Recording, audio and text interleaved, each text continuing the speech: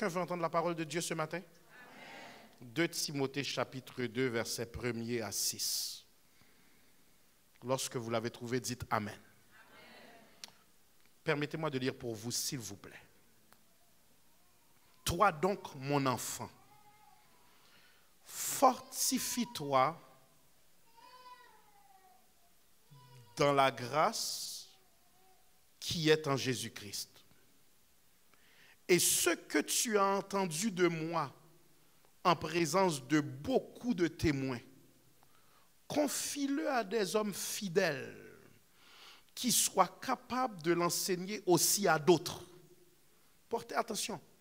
Confie-le à des hommes fidèles qui soient capables de l'enseigner à d'autres.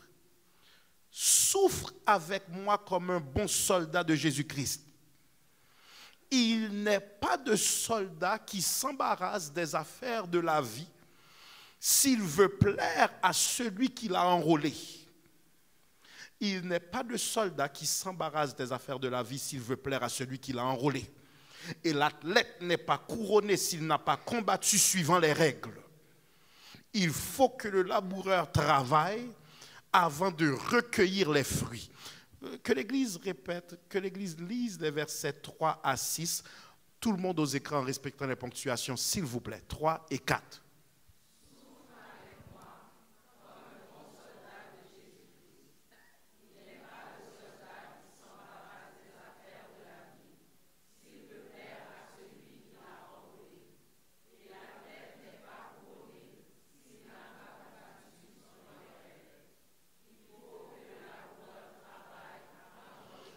Regarde la personne à côté de toi avec toute ta conviction et toute ton autorité. Dis-lui, démission impossible.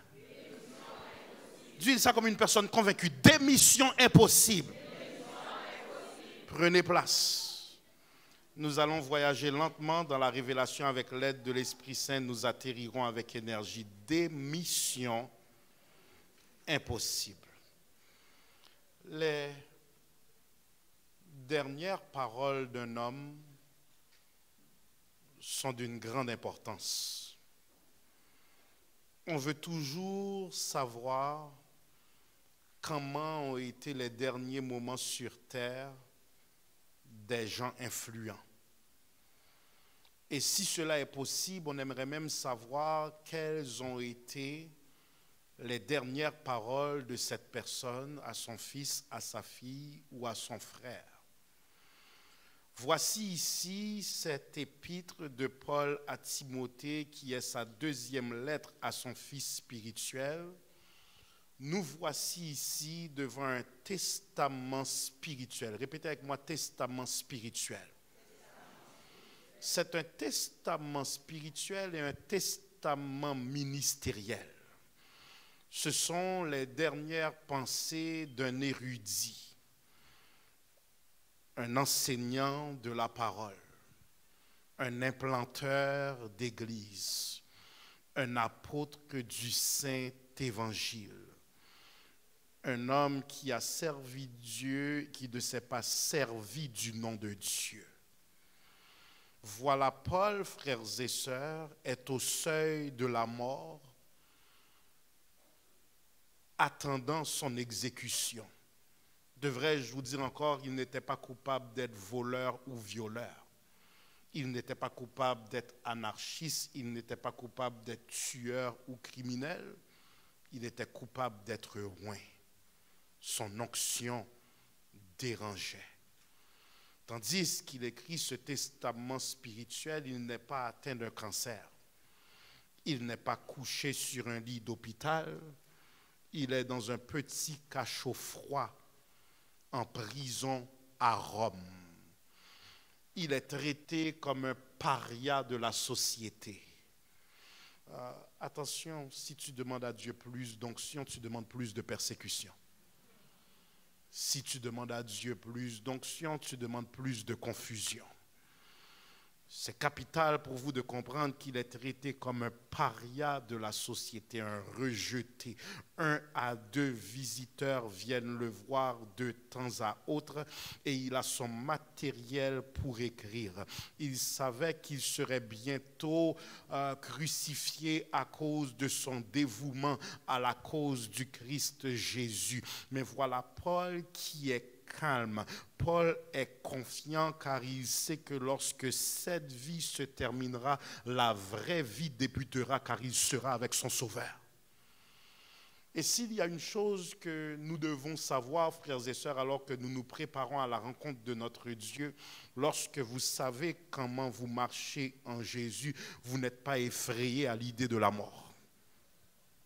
Laissez-moi reprendre, je peux comprendre pourquoi il y a un silence, je parle de mort. Lorsque vous savez comment vous marchez, vous n'êtes pas effrayé à l'idée de... Jésus m'a dit, ça me beaucoup pour mal, non?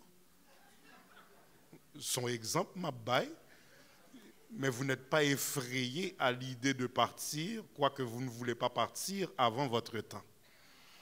Mais voilà Paul qui est confiant et qui est serein.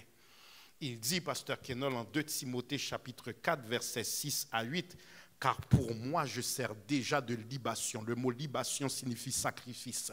Je sers déjà de sacrifice. Et le moment de mon départ approche. Mais voilà, frères et sœurs, l'assurance d'une vie réussite.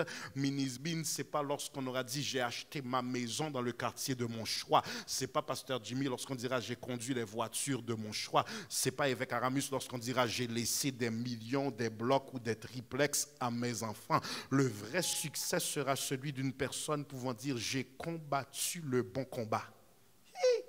J'ai achevé la course. J'ai gardé la foi. J'ai dit des missions impossibles dans la maladie, des missions impossibles dans la trahison, des missions impossibles dans la persécution, des missions impossibles dans la dépression. J'ai gardé la foi. Désormais, la couronne de justice m'est réservée. Le Seigneur, le juste juge, me la donnera.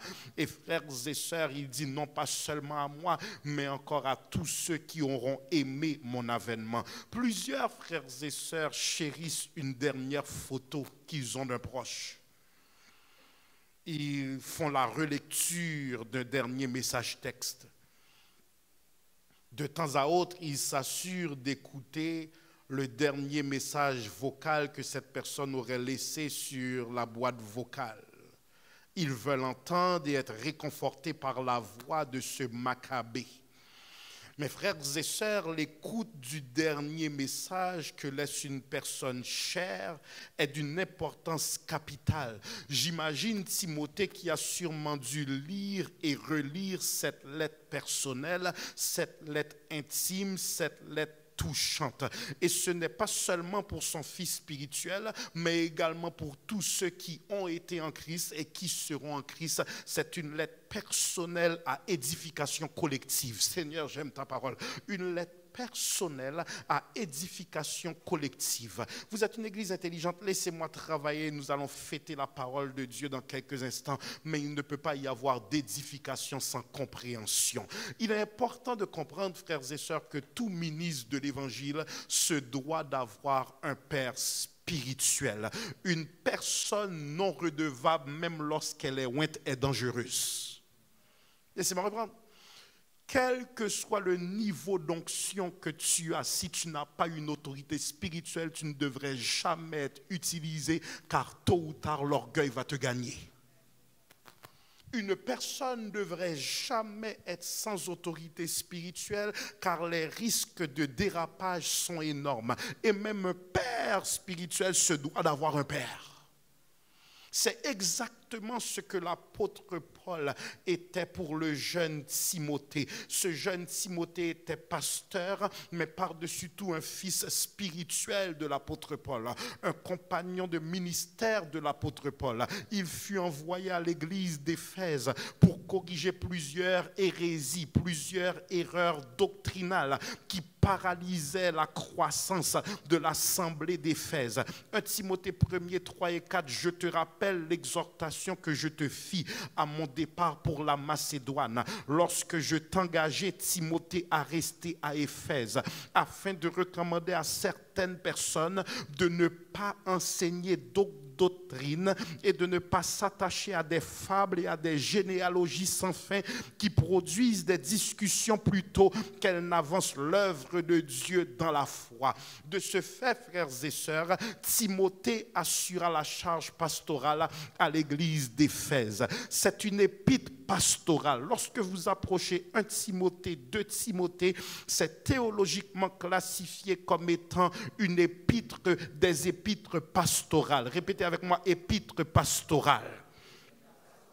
Donc nous voyons ici, frères et sœurs, un guide méthodologique de comment devrait se comporter un serviteur de Dieu. Une méthodologie, une déontologie de comment devrait se comporter un serviteur de Dieu et quelle devrait être la discipline dans l'Église. Dieu n'appelle pas ses enfants au ministère pour plaire. Dieu n'appelle pas des prédicateurs lâches.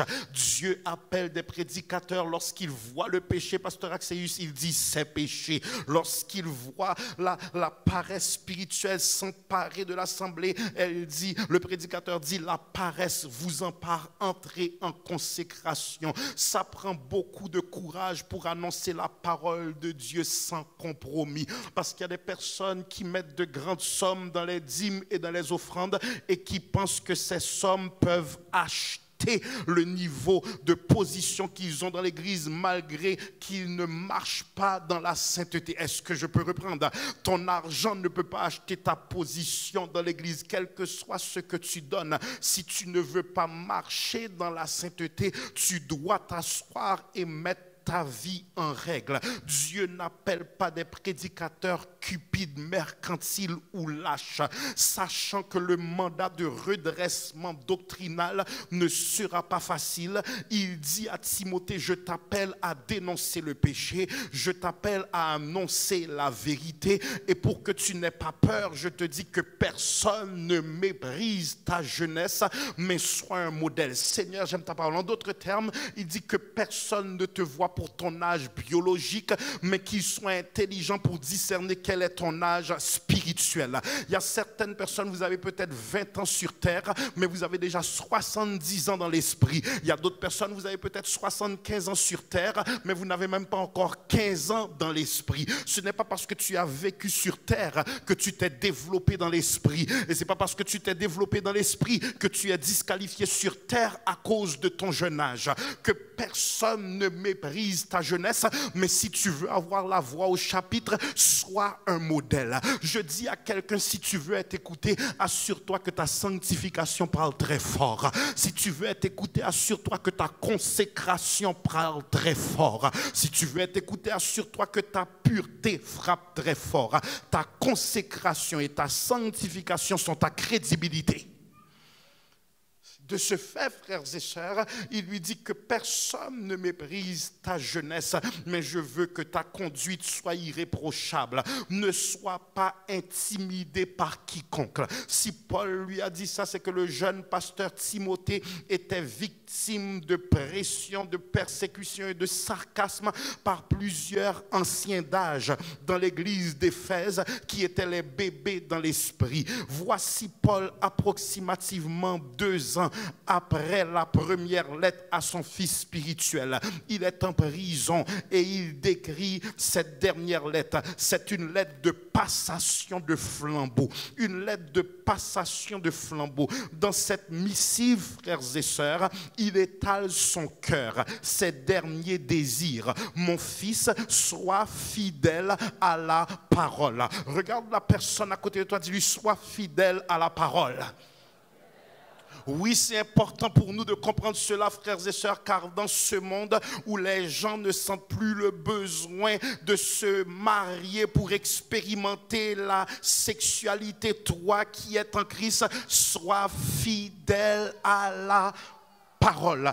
Dans ce monde maintenant où les gens n'hésitent pas, s'ils veulent s'enivrer, ils vont s'enivrer. S'ils veulent prendre la marijuana, ils la prendront. S'ils veulent prendre le buzz, ils prendront le buzz. Il n'y a plus de standard, mais toi, sois fidèle à la parole. Dans ce monde maintenant où tu te demandes si c'est un artiste gospel ou un artiste séculier, toi qui fais partie de l'équipe de louange qui est loin, sois fidèle à la parole. Dans un monde, frères et sœurs, où l'Église doit se plier à tout type de musiciens qui vivent dans la fornication, qui vivent dans la promiscuité, qui vivent dans les addictions, mais il faut les tolérer à cause de leur talent. Toi qui es réellement enfant de Dieu, sois fidèle à la parole. Lorsque Paul dit ça, frères et sœurs, il parle à Timothée et il dit: je veux que tu sois un prédicateur différent. Je ne veux pas que tu prêches pour les acclamations.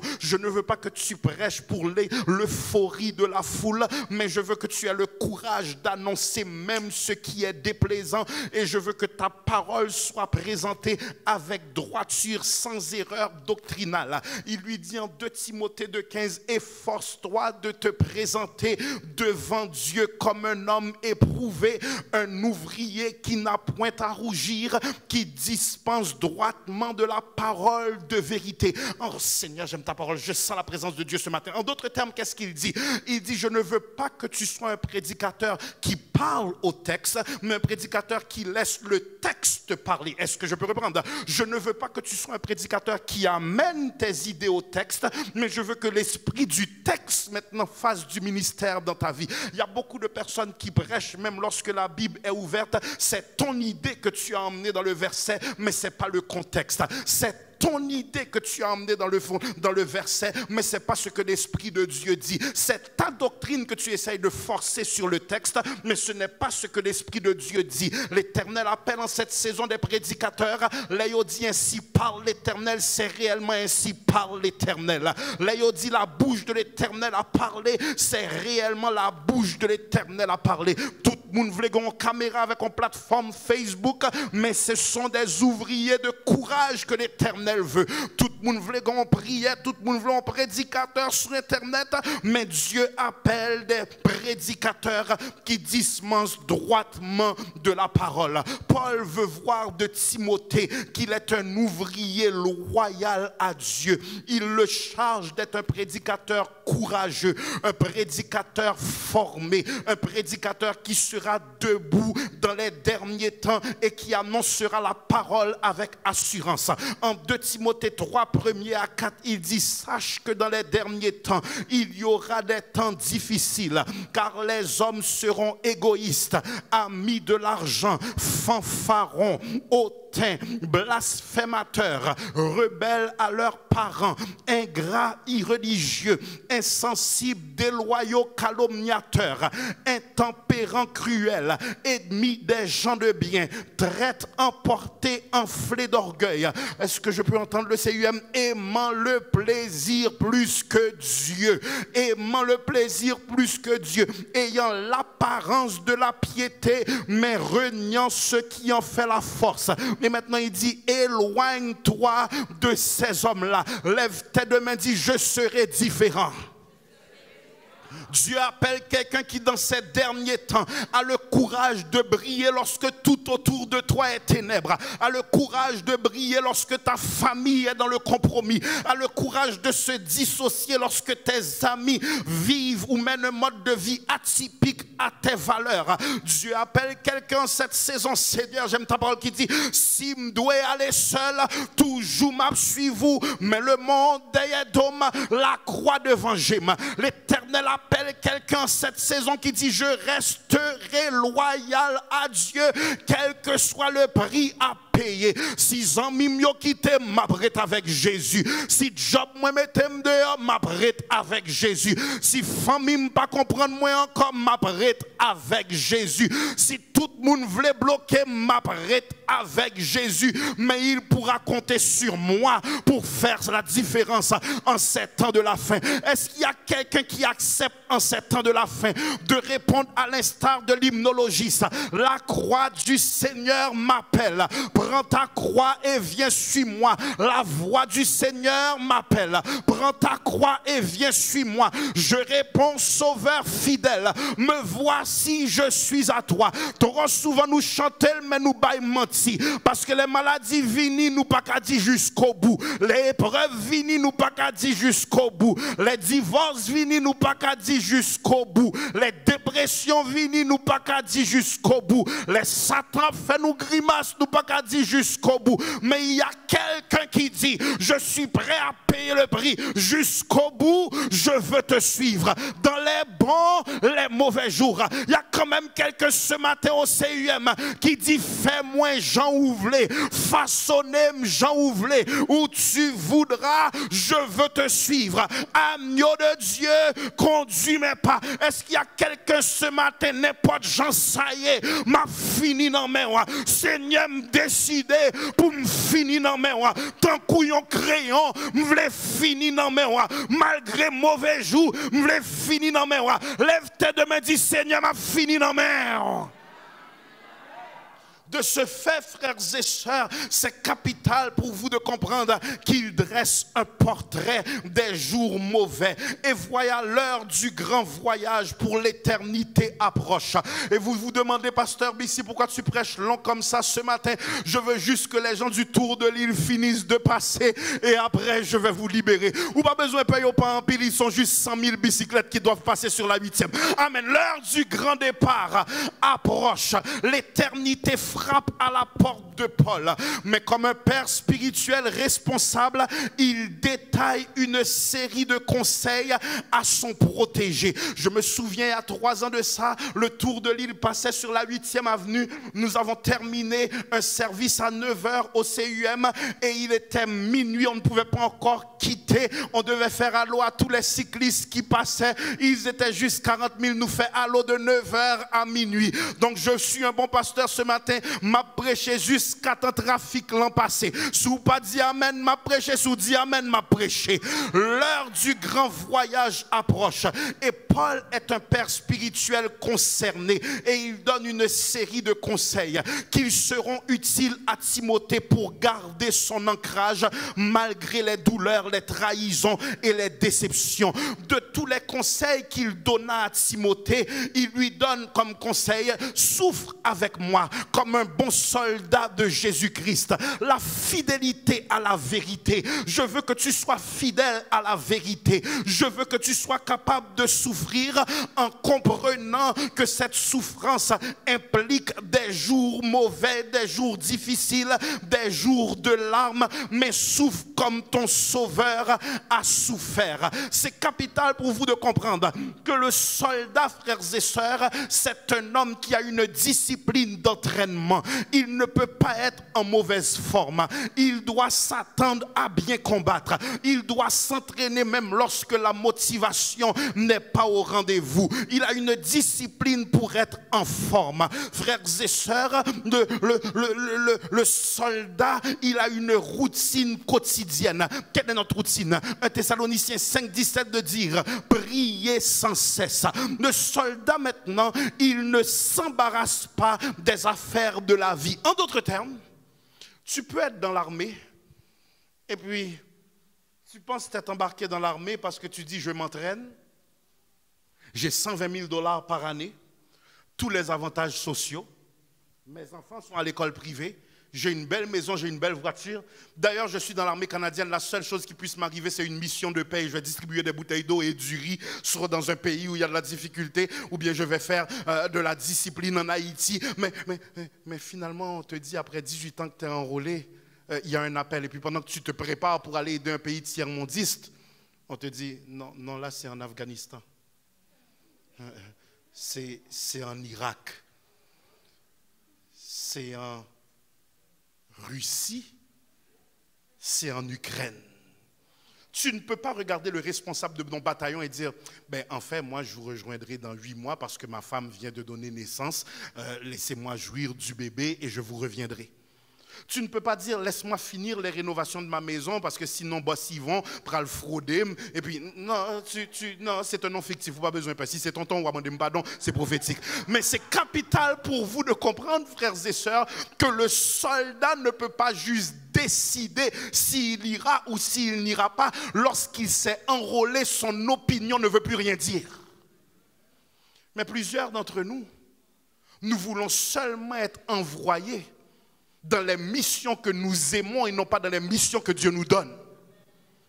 Donc le fait maintenant, le texte dit, il n'est pas de soldat qui s'embarrasse des affaires de la vie s'il veut plaire à celui qui l'a enrôlé. On n'a pas besoin de savoir si c'était le moment de ta lune de miel, à l'instant où on t'appelle, tu dois y aller. On ne veut pas savoir si tu viens d'acheter la maison. Le soldat a une obéissance aveugle. De ce fait, nous qui sommes soldats de Christ, nous sommes en guerre contre le système démoniaque de ce monde. De Timothée 3, 11 à 12 va déclarer mes persécutions, mes souffrances. À quelle souffrance n'ai-je pas été exposé à Antioche, à Icône, à Lystre? Quelle persécution n'ai-je pas supporté, et le Seigneur m'a délivré de toutes. Or, tous ceux qui veulent vivre pieusement en Jésus-Christ seront persécutés. Frères et sœurs, le chrétien est en guerre contre Satan, l'adversaire. 1 Pierre 5, versets 8 à 9 de déclarer, soyez sobres, veillez, votre adversaire le diable rôde comme un lion rugissant, cherchant qui il dévorera. Résistez-lui avec une foi ferme.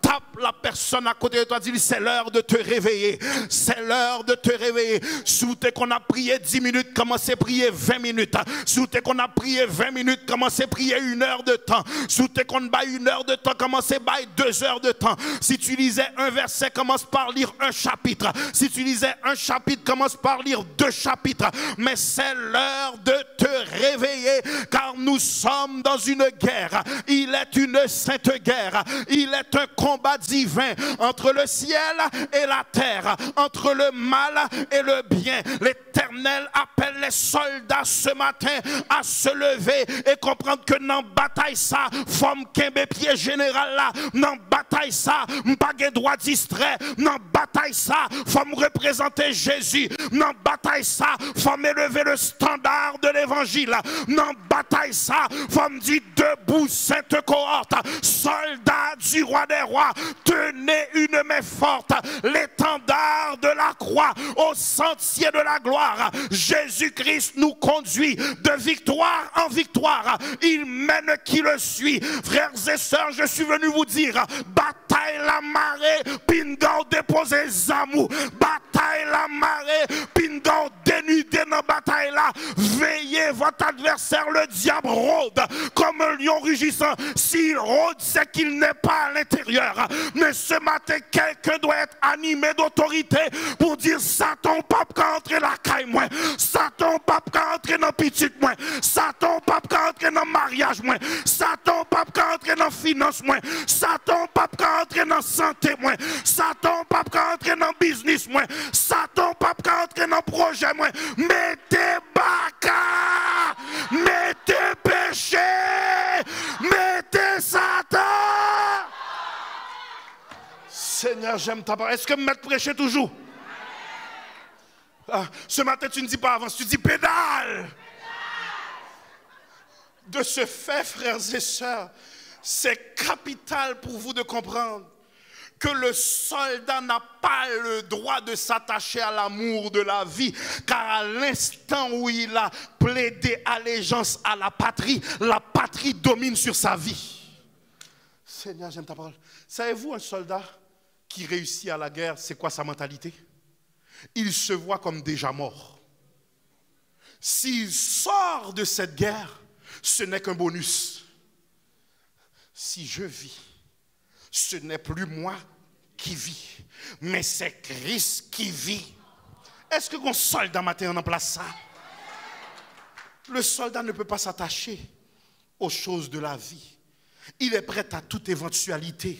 Et tel devrait être le raisonnement du chrétien. Le prix que tu dois payer pour Dieu te demandera de l'aimer plus que ta maison, plus que ta famille, plus que ton argent, plus que ton emploi, plus que ton confort, plus que ton mari ou ta femme. Le prix que tu dois payer te demande d'entrer dans la bataille. Jacques 4,4 de déclarer: adultère que vous êtes, ne savez-vous pas que l'amour du monde est péché contre Dieu? Celui donc qui veut être ami du monde, on ne parle pas d'individu, on parle du système. Celui qui veut être ami du système de ce monde se rend ennemi de Dieu. Nous avons trop de chrétiens sans conviction. Je crois en Dieu, mais je ne vois pas exactement les choses comme il le voit. Mais lorsque tu es venu à Christ, tu représentes une patrie céleste qui dépasse tes ambitions terrestres. 1 Jean chapitre 2, versets 15 à 17 de déclarer: n'aimez point le monde, système, ni les choses qui sont dans le monde.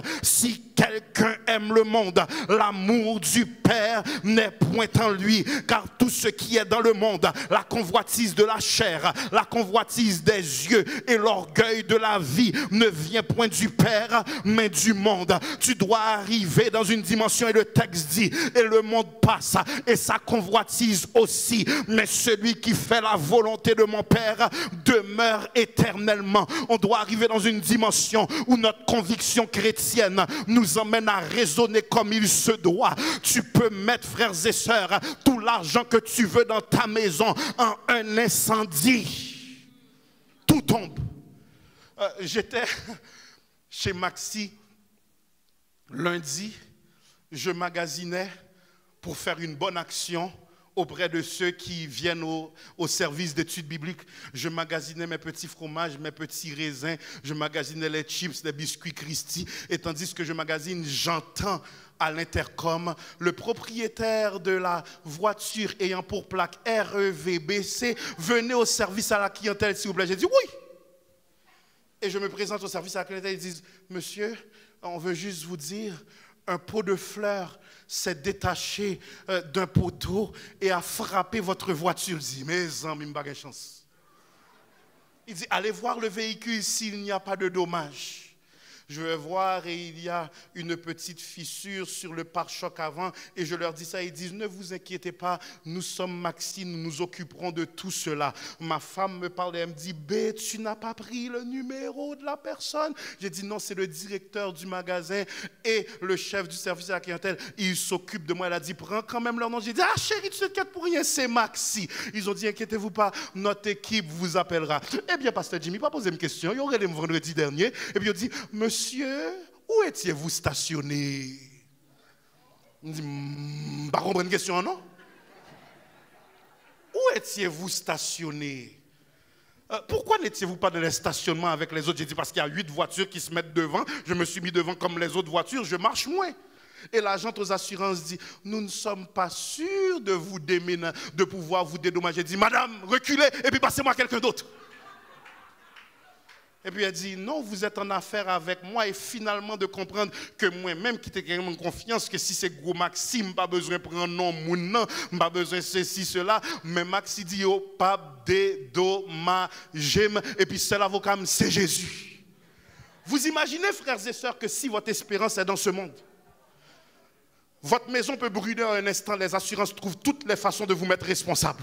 Votre véhicule peut être volé. Vous avez payé votre véhicule, l'assurance pendant 17 ans. Jouez au volet là, vous demandez si c'est en combinaison ou marée. Mais j'aimerais vous dire, si votre espérance est dans ce monde, vous êtes foutu. Mais lorsque vous êtes capable de dire vanité des vanités, tout est vanité, ou sont les gens qui vivent tranquille, parce que vous dites: si je perds ça, je ne pas perdu présence mon Dieu. Si je perds l'argent, je ne pas perdu présence mon Dieu. Si je perds machine, je ne pas perdu présence mon Dieu. Si je perds amis, je ne pas perdu présence mon Dieu. Mais vanité de vanité, tout est vanité. Même qu'on ne sac pas vanité, non. Présence ou pichet, passez là. Amen. Présence ou pi douce, passez miel. Combien nous reconnaître que plus que caillou ou que présence mon Dieu, plus que machine ou que présence mon Dieu, plus que l'argent ou que présence mon Dieu. Si tu reconnais que la présence de Dieu est la seule vraie richesse dans dans ta vie. Laisse-moi mettre une pause dans ce message. Acclame la présence du Père, acclame la présence du Fils, acclame la présence du Saint-Esprit. Prenez place et je conclue dans quelques instants. Satan fréquent, oui. Écoute ça, Vlad. Pendant la pandémie, je me suis arrêté devant un restaurant. Je n'ai pas de chance même, et pourtant, un bon chauffeur. Je suis stationné dans ma voiture. Un jeune homme recule et il me frappe de plein fouet. Beau! Mais le dommage n'était pas trop important. Je sors du véhicule et je dis, pour cette graphine que vous avez mise sur mon pare-choc, c'est un jeune haïtien. Il ressemble à un chrétien né de nouveau. Mais t'en restes là. Il dit, pas de problème, on peut aller à la banque qui est juste dans cette rue-là. Et puis je dis, montrez-moi votre permis. Et puis il me montre le permis. Je tiens le permis, il est tellement de bonne foi. Je dis, parfait. Je le ramène à sa voiture. J'ai dit, j'ai pas pris la photo, j'ai dit, je vous suis. Distance pour me remettre du permis, pour me dire, je vous suis. Et je retourne dans ma voiture, m'ouvre la porte, monsieur, allez, gars, vroom, là, allez. Ah, regardez ça. Ah, bien, je me passe, je commence à mettre gaz, il monte sur le livre seul, tout dans vous, monsieur, allez me dire, ah, les hommes. Attendez ça. Blanc, j'étais tellement frustré. Dans ma paranoïa, il y avait un concert au CUM, même moi-même, quand je suis sorti dans le bureau, moi, j'ai vu quelqu'un qui vient me saluer. La personne dit, pasteur, quelle joie de te voir. J'ai dit, ah, t'as frappé ma voiture? Et puis tu me dis, quelle joie de te voir? Je t'ai vu te sauver. Je t'ai vu te... Il dit, quoi? Et puis il me dit, excusez, tu ressemblais à celui qui a frappé ma...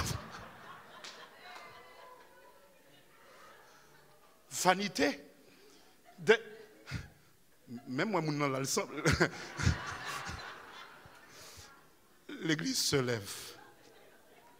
Je donnerai la suite dimanche prochain, Dieu voulant.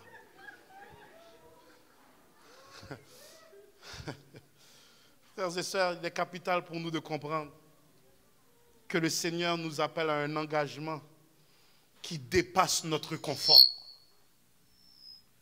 Un engagement qui dépasse nos désirs. Dieu nous appelle à un oui inconditionnel. Répétez avec moi, oui inconditionnel. Répétez avec moi, un oui inconditionnel.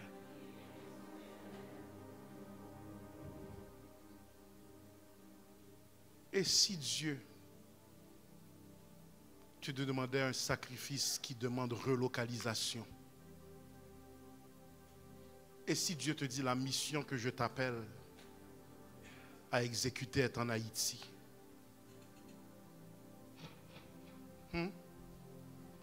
Dieu s'attend à quelqu'un qui dira, me voici, envoie-moi. J'aimerais qu'on comprenne, frères et sœurs, qu'il y a souvent des messages qui nous réjouissent, qui nous font sauter. Mais ce matin, Paul dit à Timothée, souffre avec moi comme un bon soldat de l'évangile. Il n'est pas de soldat qui s'embarrasse des affaires de la vie s'il veut plaire à celui qui l'a enrôlé. Ma question pour vous, c'est UM ce matin, pour moi. Veux-tu plaire à celui qui t'a enrôlé? C'était une question. Veux-tu plaire à celui qui t'a enrôlé? Est-ce qu'on est prêt pour servir Jésus? Pour suivre-lui? Es-tu prêt à répondre oui dans la maladie? Oui dans la détresse? Oui dans la tristesse? Oui dans la pauvreté? Es-tu prêt à aller lorsque ta vie familiale est en décrépitude totale et dire le Seigneur s'attend quand même à mon oui? Il y a trop de personnes, c'est les lits faibles, les lits bons, les me sentir fidèles. Mais quand l'autre monde c'est m'a chanter dans le soleil, dans le fait noir, n'importe ça qu'arrive m'a content. Faut me chanter, moi pas capable d'arrêter. Papa manger, m'a chanter dans le soleil. N'importe ça qu'arrive m'a content. Faut me chanter, moi pas capable d'arrêter. Papa me ranger. Prenez place quelques instants. Je donnerai la deuxième partie dimanche prochain, Dieu voulant, des missions impossibles. Répète avec moi, des missions impossibles. Prière, persévérance, percée. Vision, passion, action. Faisons la différence afin que Christ soit la référence. Soyez bénis.